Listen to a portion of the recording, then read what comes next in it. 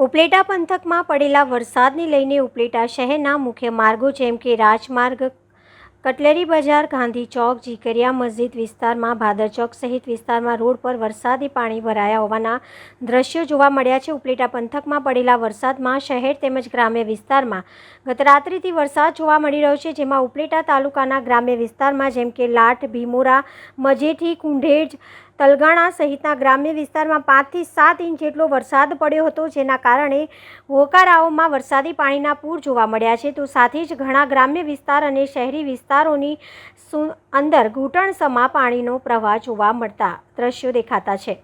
આ સાથે જ ઉપલેટા તાલુકાના લાઠ તેમજ આસપાસના પંથકમાં પડેલા વરસાદને લઈને લાઠ ગામથી અન્ય ગામને જોડતા બેઠી ઢાબીના પુલ પર પાણી ફરી વળતા વાહન વ્યવહાર તેમજ આવન જાવન બંધ થઈ ચૂક્યું છે, જેના કારણે બસોને પણ થંભાવી દેવામાં આવી છે। આ સાથે જ મોજ ડેમ વિસ્તારમાં પડેલા વરસાદમાં ગઢાડા, સેવાતરા, મોજીરા, ખાખીજાળિયા, ભાયાવદર, અરણી, ખીરસરા સહિતના વિસ્તારોમાં પણ વરસાદી વાતાવરણ જોવા મળ્યું, ત્યારે આ વરસાદ પડવાથી ખેડૂતોમાં આનંદનો માહોલ જોવા મળી રહ્યો છે।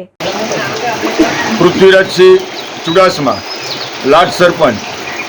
રાત્રે 12 વાગ્યાથી અવિરત વરસાદ ચાલુ થયેલ છે, જેમાં સવારે 7 વાગ્યા સુધીમાં 8 ઇંચ જેટલો વરસાદ વરસી ગયો છે અને હાલમાં અવિરત વરસાદ ચાલુ છે।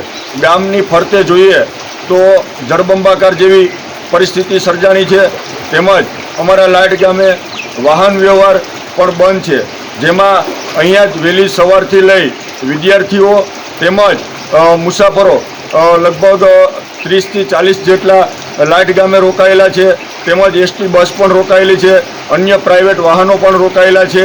એટલે બહારથી જે વાડી વિસ્તારમાં મજૂરો છે તે પણ અત્યારે વાડી વિસ્તારમાં જ રોકાયેલા છે અને તેમને પણ સેફ જગ્યાએ રાખેલા છે। એટલે આવી રીતે જળબંબાકાર જેવી પરિસ્થિતિ છે, વાહન વ્યવહાર બંધ છે અને આ આવનારા સમયમાં પણ ઘણી વખત અમે સરકારશ્રીમાં રજૂઆતો કરેલી છે। એટલે જો આવી રીતે કોઈ વાહન વ્યવસ્થા ચાલુ થાય જલ્દીમાં જલ્દી, બસ એ જ અમારી માગણી છે। એ જ વસ્તુ તેમજ વાવણી લાયક વરસાદ પણ થયો છે, તો ખેડૂમાં ખુશીનો માહોલ પણ જોવા મળે છે અને 8 થી 10 ઇંચ જેવો વરસાદ પડી ગયેલ છે। બસ એ જ વસ્તુ।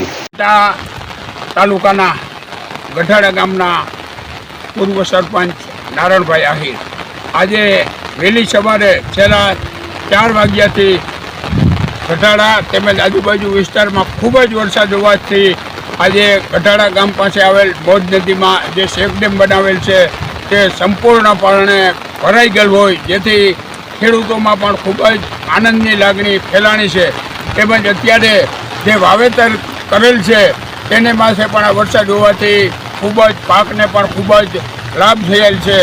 અત્યારે સતત મોજ ડેમ માટે પણ વરસાદ ચાલુ છે